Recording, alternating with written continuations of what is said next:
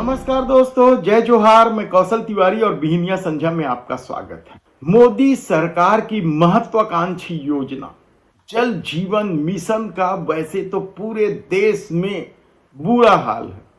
कोई भी राज्य लक्ष्य को पूरा नहीं कर पा रही है। पैसे की बर्बादी का ये आलम है कि टंकियां बन गई है, पाइपलाइन बिछ गए हैं, लेकिन पानी है ही नहीं।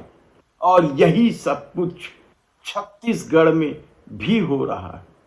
किस तरीके से टैक्स पेयरों का पैसा बर्बाद किया जा रहा है, किस तरीके से चहेते ठेकेदारों को काम देकर मनमाना कमीशन वसूला जा रहा है और किस तरीके से आम लोगों से पैसा वसूलने की कोशिश की जा रही है, यह छत्तीसगढ़ में अब देखने को मिल रहा है। विधानसभा में भी जिस तरीके से जल जीवन मिशन को लेकर सवाल उठे हैं वह बेहद ही शर्मनाक है, लेकिन सत्ता का अपना चरित्र है।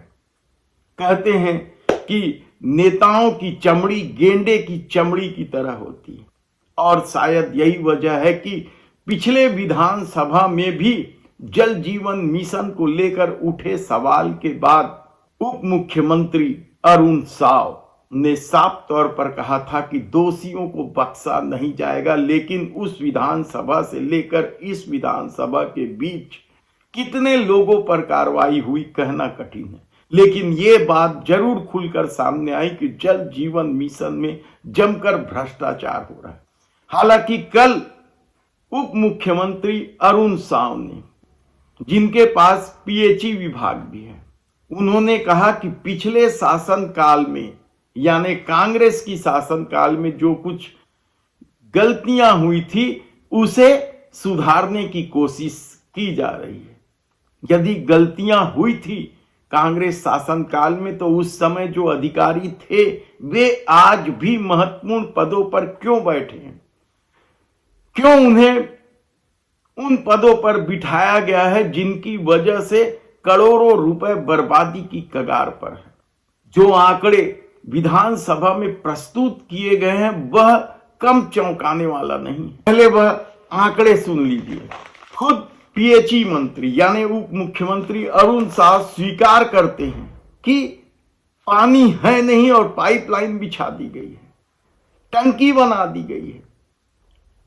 यदि पानी ही नहीं होगा तो टंकी और पाइपलाइन के काम का क्या मतलब है? क्या यह पैसे की बर्बादी नहीं है? और इस तरह के काम जिन जिन स्थानों पर हुई है वहां के इंजीनियरों पर क्या कार्रवाई की गई यह नहीं बताया गया।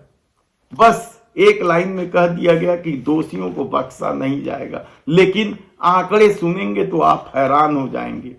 सिविल निर्माण कार्यों की गुणवत्ता खराब होने की वजह से 113 टंकियां बेकार हो गई। 634 नल चबूतरे, जो चबूतरे बनाए गए थे नल के लिए, वह भी गुणवत्ता विहीन है, उनका कोई उपयोग नहीं है, फिर से बनाना पड़ेगा। 9234 मीटर पाइपलाइन बदल दी गई है। 4 पाइप निर्माताओं को डिबार किया गया है।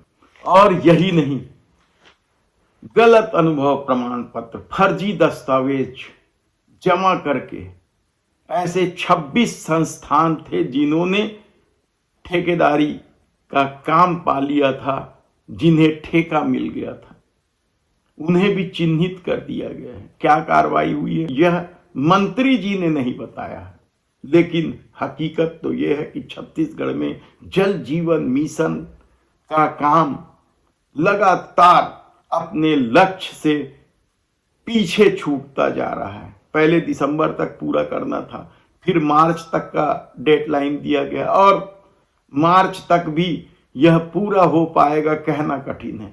आगे निश्चित रूप से बढ़ेगा। तो क्या सिर्फ केंद्र सरकार से मिलने वाली राशि और राज्यों के जो भागीदारी वाली राशि है, क्या उसे लूट लेने के लिए ही यह योजना बनी है? यह पहला सवाल है। हालांकि देश के प्रधानमंत्री नरेंद्र मोदी इसे अपनी महत्वाकांक्षी योजना बनाते हैं। दावा करते हैं कि हर घर में पीने का पानी नल के द्वारा पहुंचा दिया जाएगा। समय भी तय कर दिए जाते हैं और हर बार समय बढ़ता जा रहा है। यानी आप सोचिए कि छत्तीसगढ़ जैसे राज्य में यदि जल जीवन मिशन का यह हाल है तो पूरे देश के दूसरे राज्यों में क्या स्थिति होगी। किस तरीके से नेताओं, ठेकेदारों और अधिकारियों की गठजोड़ ने खेल खेला है। और विधानसभा में जिस तरीके से कल विपक्ष ही नहीं सत्ता पक्ष के विधायकों ने भी धज्जियां उड़ाई है इस योजना का, वह कम चौंकाने वाला नहीं है। ऐसे में देखना है कि आने वाले दिनों में क्या यह मामला तूल पकड़ेगा या फिर पिछली विधानसभा में जो वादा मंत्री जी ने किया था उसी तरह का वादा इस विधानसभा में भी किया गया है।